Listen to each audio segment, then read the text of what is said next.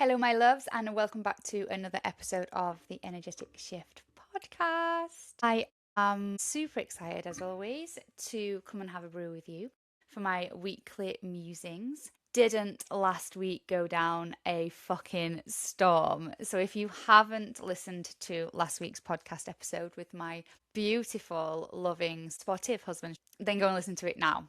Especially if you have a partner who may or may not be supporting you in your personal development, your growth, your entrepreneurial journey. Yeah, go and check that out. It's been my most downloaded episode to date. So fabulous. Anyhow, today I want to just wrap up a quick one, and it's come from a couple of conversations that I've had recently, but predominantly from one energy call actually. So as part of my I suppose my offering, or what I put out there, I don't have sales calls or discovery calls, shall we call them. I call them energy calls, and it's just basically for when somebody's looking at maybe wanting to come and work with me, or they're looking for a coach like myself. I As much as they need to know if I'm the right coach for them, I need to know if they're the right person for me. So we need to know if we will fit in each other's energy. So I had one of those last Friday, and it was like the straw that broke the camel's back for me in this conversation around procrastination. So this woman was led to me due to the fact that, like, her issue at the time was the fact that she'd been procrastinating. Now, I have lots of clients that come to me with the same issue, right? They'll say, I just keep procrastinating. I'm not getting things done. Like, I set my things to do list for the week and I put things in my diary, then I just keep moving things and I'm not quite, getting round to doing them, and I don't know why. And so it's just I'm procrastinating all the time. And it's like this big buzzword, that everybody's diagnosing themselves with. I'm a procrastinator. And listen, to some degree, we all can be. And just for the sake of procrastination, sometimes we just can't be asked, right? And we'll move it to another day, or we'll move it to later on in the day, and then we'll get it done later. And that's absolutely fine.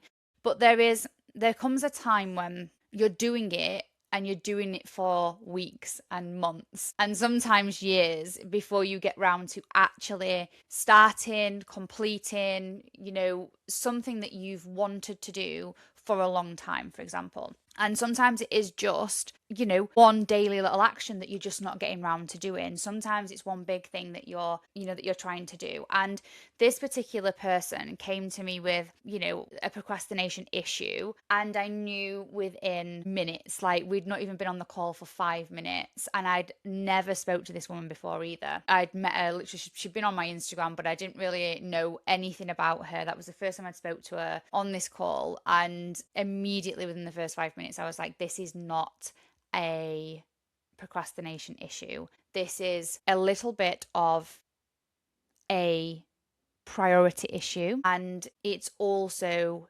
a identity issue. So it started off with the priority issue. So what had happened was she had been building her business for a little while, and when she first started her business, she wanted to earn enough money to be able to not go back to work after mat leave, right? So she'd had a baby, and her priority at that time was to be able to earn enough money to be able to keep her at home with her little boy so she didn't have to go back to work. Great priority, right? Great driving force, great motivation. The issue now is that she's hit that. She's been hitting that for a couple of months. And that's when she's seen the drop in motivation. So she's saying she's procrastinating. She's just not getting around to doing the things. She's like, the baby's going down for a nap. But instead of doing the work like she was doing months before, when she had the drive and the priority was to, earn that money, now the money's there and she feels like she's in the safe zone. It's okay. I don't really need to do that. There's no priority anymore. Like, she doesn't need to do it, right? So she's not finding herself working, marketing, gaining more clients, doing the things that you do when you're pushing yourself to achieve things that you want to achieve. So she's not prioritizing work anymore because there's no goal. There's no goal that will give her that drive and that motivation and that priority to be able to work and do the things that she needs to do to get to those. So obviously in the call, I asked some questions. I dug into things that, asking her questions like, what is it that she wants next? What's the next goal for her? What's a priority next for her? And then it was like, and she shared with me that it was a savings thing. So okay, I want savings next. Why? And she couldn't explain to me why she wanted to save just for the sake of savings. And I'm like, well, how long have you been wanting to save? Well, for a couple of months now, like, because I can earn more, so I can save more. Okay, so why is that not driving you then? So that wasn't driving her. So she's had that goal for 2 months, and she's still not been, working through that. And that then uncovered to me, with my insight and my eye and my experience, that it wasn't a goal for her. And so then I needed to find out why it wasn't a goal for her. So I was asking, then obviously going into some more exploratory questions, and what came out in the back end was she didn't actually believe that she could get any more than what she was earning right now. So where she was in her business right now was actually further than she thought she could ever be, at any one point anyway. So she'd already overrode her upbringing, her conditioning, her potential, or her expected potential from the environment that she'd been brought up in, and her conditioning and her self-limiting beliefs. So it was like, oh, okay, so what started off as a procrastination issue, you thought was a procrastination issue, actually turned into a priority and identity issue. So she was operating her business, her life, her activity, her actions based on and from an internal driving force or an internal motor of what she believed she could achieve, and what she believed she could achieve was no more than where she were right now. So then we had to, the solution to that was that we were going to have to do some work on making sure she worked on her self-limiting beliefs and found the evidence in her world as to how she could push her comfort zone, how she could push her self-limiting beliefs, which she already has, right? So she already has a piece there, one thing at the very least. And I mean, bearing in mind, we were like 15 minutes into a 30-minute energy call at this point, right? So I'd literally diagnosed her in the first 5 minutes with what was really going on underneath. And this is what people pay me for. People pay me for my insight. They pay me for my being able to see, being able to see what you can't see. You think it's this issue, and actually there's 9 times out of 10, there's something else going off underneath that needs fixing, and that needs working on, or that needs, some priority putting into it, which then obviously would be when you come and work with me and we do the coaching and I ask the questions. So finding the evidence then for her was going to be the solution. How are we going to find the evidence that she can do more than what she's expected of herself, and setting more goals that are not too far out of that comfort zone? Because let's say she was earning a certain amount of money right now. Let's say she was earning £1,000, right? And I was saying, right, okay, well, you can I know lots of people in your industry. I've got clients that also do what you do, and they're earning double what you're earning. You could do that. Immediately she's going to go, absolutely not, shut down, and there's going to be no action taken, because she's not going to believe that she can do it. So there's going to be no driving force, there's going to be no excitement, there's going to be nothing. It's going to be immediately like, no. So then we just push a little bit. So if she's in £1,000, we go, okay, how can we earn £1,200? How can we earn £1,500 after that? How can we earn £1,800 after that? So we move up in increments. And this could be, I'm talking about money, it could be any goal. It could be amount of clients that you're working with. I've had clients come to me in the past and said, I'm capped, I've got no more capacity, I can't take on any more clients because I've got no more time, etc. And so immediately they think they can't earn any more money, immediately they think they can't take on any more clients or help any more people.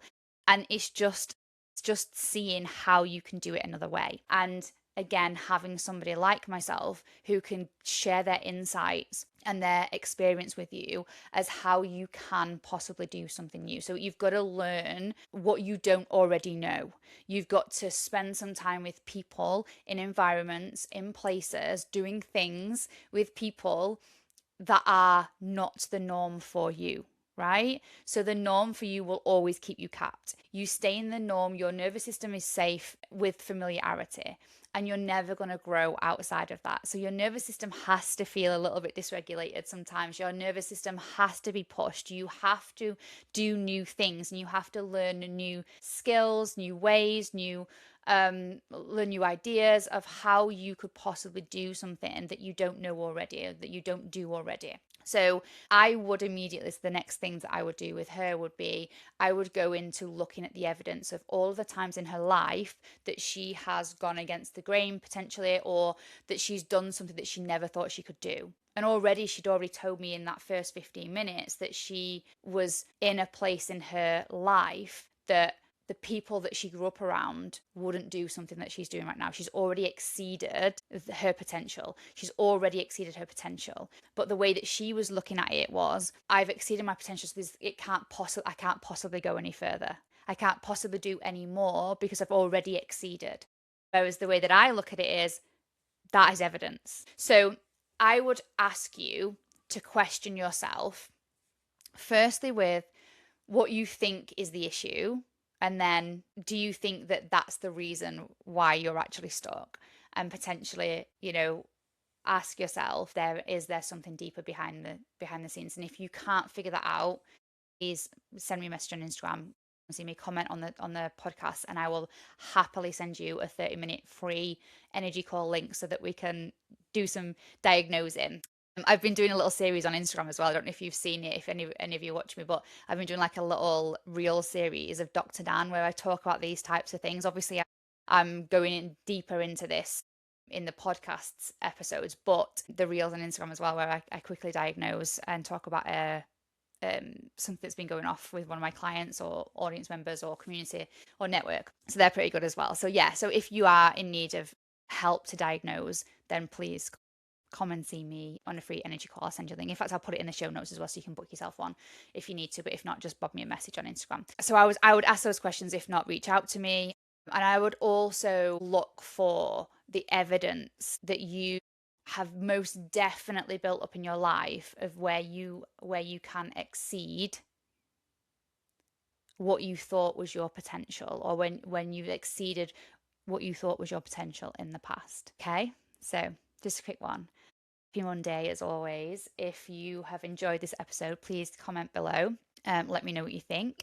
Give us a 5-star review, and I will share it with anybody that you think is a procrastinator. So if you've got clients, friends, peers that you have heard saying, I'm procrastinating all the time, then please feel free to share it with them. Obviously, the more people I can help with this podcast, the better. And I will see you in next week's episode.